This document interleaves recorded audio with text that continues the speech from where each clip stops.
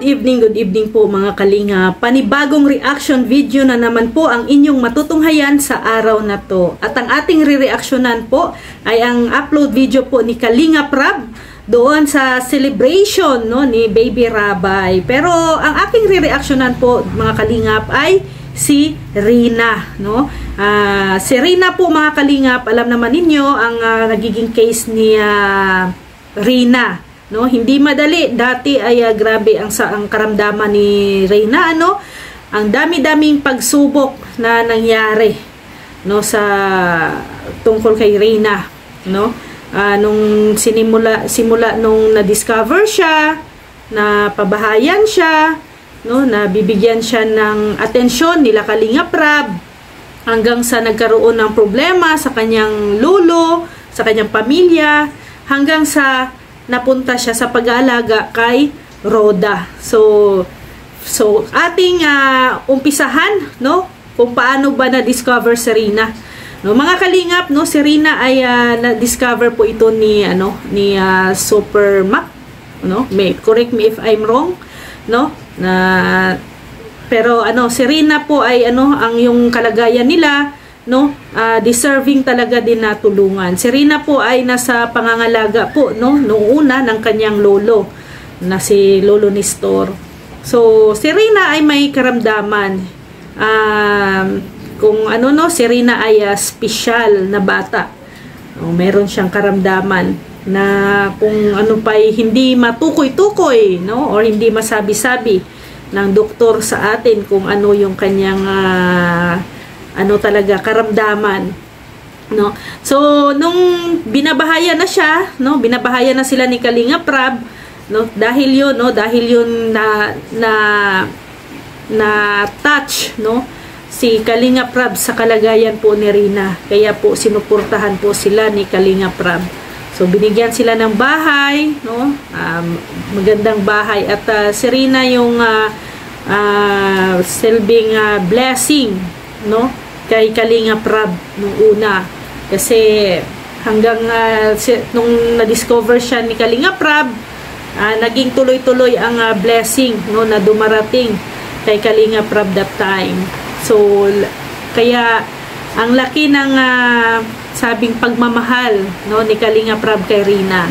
So hanggang sa nabuo na ang kanyang bahay, pinagamot si Rina, pina-check up, no, minintain ang kanyang gamutan, no. Pero kahit na ganun pa man, no, marami pa ring nangyayari na hindi maganda that time kay Rina, kasi bigla-bigla na lang siyang nangingisay, no. So ang daming speculation kung bakit ganoon ang nangyayari kay Rina, kahit na may mga gamot naman, no, tuloy-tuloy naman ang kanyang check up, no. Kaya hindi masabi talaga no kung ano talaga ang punot dulo, hanggang sa nagkaroon ng kung ano pa turnover, no, or ipalagay natin ay sasabihin natin na ibigay muna siya sa pangangalaga no ng isa sa mga Kalinga partners natin, at yun ay si Roda Official. Nung nandoon na si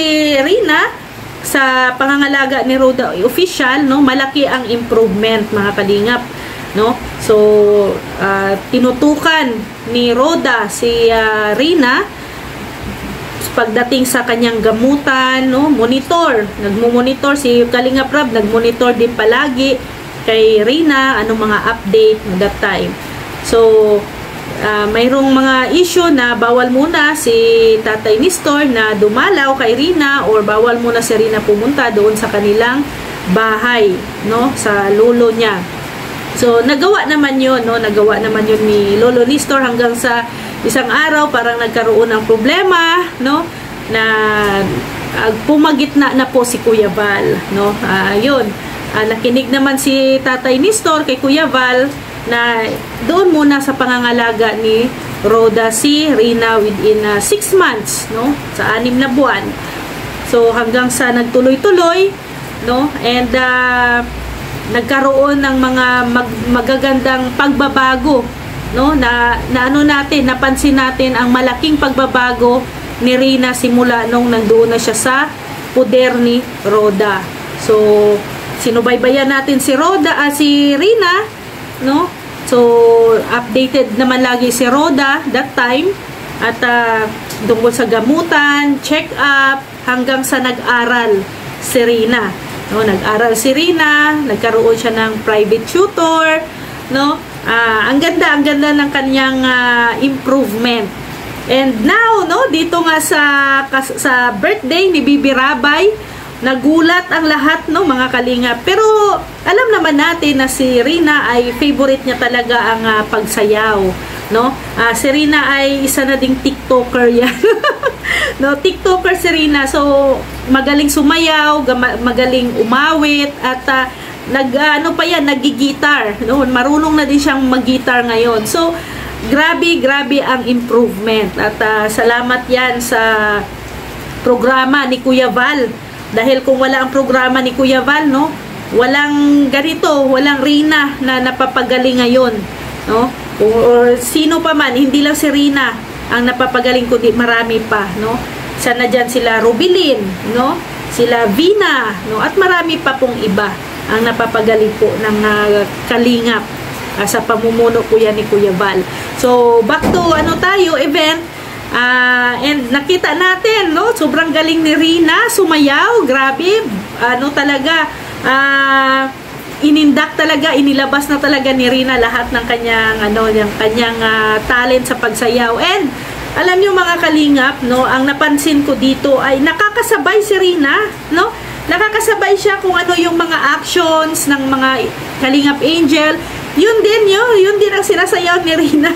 So, ang galing, no? Ang galing ni Rina. Napaka-talented talaga, no? Kahit na sabihin natin hindi masyado siyang naka-practice together with the Kalingap Angels, pero